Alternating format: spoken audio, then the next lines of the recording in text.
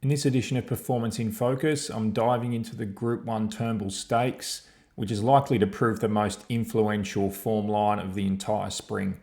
It's a race that offers insights far beyond what the raw results tell us, and I'm going to explore that in TopRate with some post-race analysis. Let's start with the winner, Sir Delius. He confirmed his status as a new star on the Australian racing scene. He's run 106 weight for age performance rating, which is a huge new peak from his previous best of 102.2. When you look at the data here in TopRate, you can see the early tempo to the 800 was only moderate, minus 5.7 lengths versus standard, which is even slower when you consider the quality of these horses. That's reflected here in the pace bias, which shows minus 8.6 lengths bias to the 800 for a race run to this level, and the balance was split up big from the 800 to the 400 and then 400 to the finish. So Delius did some early work to get around them and then slot in, but you can see here that the pace was only moderate. What happened though is you see a huge speed increase from the 800. That's when Antino worked around them and put high pressure into the race. All of the runners in the field here started using big energy from the 800 through to the 6, the 4, the 2, and then the finish was slower, but there was so much quality before then here in the 800 to 200 metre split. Now, 106 rating from Sir Delius, a horse that's being set for the Melbourne Cup in 2 runs' time, with likely improvement still to come. That's a very daunting prospect. Look, conditioning gains don't always equal higher performance ratings because things like pace and position, momentum, just how the horse feels on the day all play a role. But given the profile we're seeing here, it's reasonable to think that Sir Delius still has upside. He's obviously now a genuine Cox Plate contender.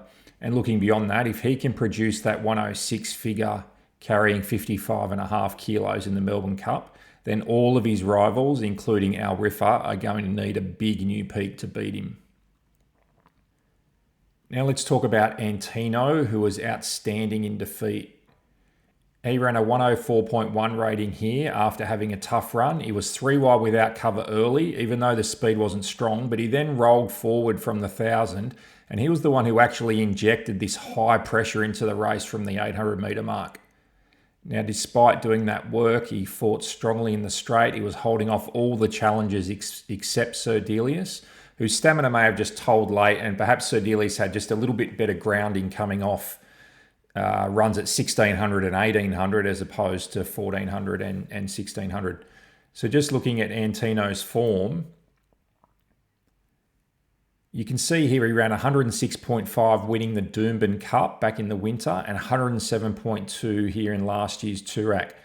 Now on this evidence, I'd say he's on track to hit somewhere near those peaks in the Cox Plate, especially if he can get a stronger speed like he did when he ran these sort of peaks in the past.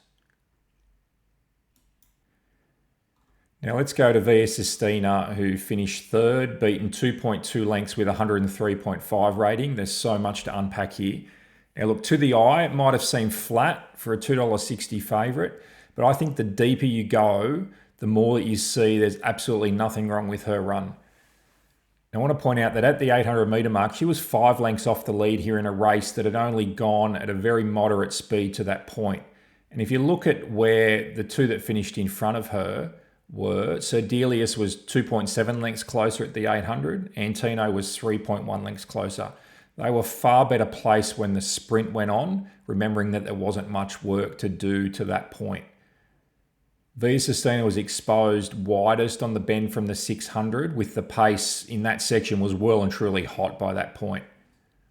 And you can see here, if I just go across to the last 800 figures, she's run 13.4 lengths versus standard for a final 800. Now that's virtually the fastest of her career. She has one other performance 0.1 faster, but she went much slower early in that race.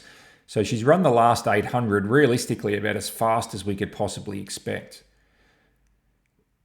Now here's some really key context, I think, if we look at her form. She was 3rd up on Saturday and ran 103.5 here when far from ideally suited. Compare that run to her previous 3rd up benchmarks.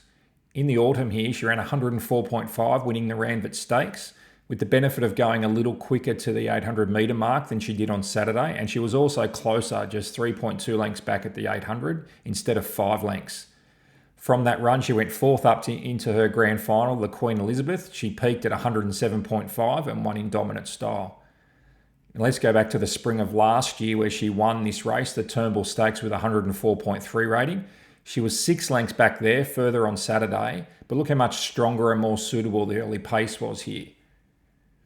She then went on to produce that freakish 116 rating to win the Cox Plate, which was her grand final target fourth up.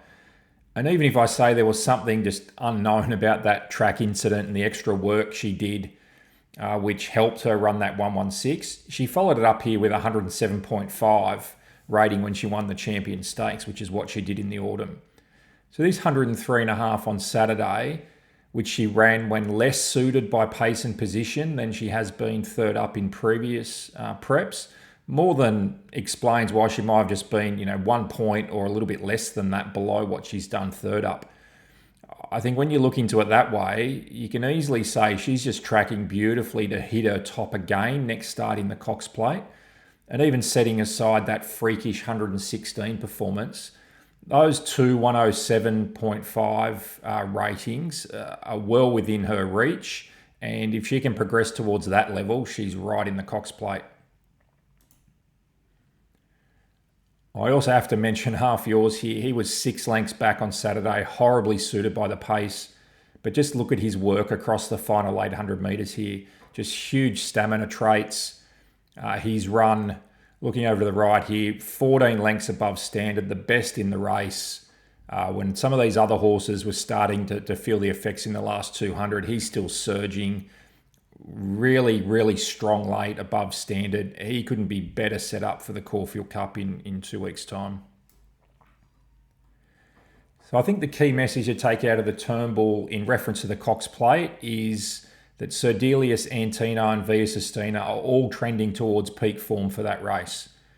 And we also have to add in the likes of Aliano, who was okay here, and Treasure the Moment, likely to join them. The Cox Plate's just shaping up as one of the most anticipated additions of the race we've seen in recent years. Before that race, we'll have the Caulfield Cup. Half Yours has only strengthened his profile for that race. And with Sir Delius' prospect to improve off his current level on grand final day when he gets to the Melbourne Cup, that's also very ominous for his rivals.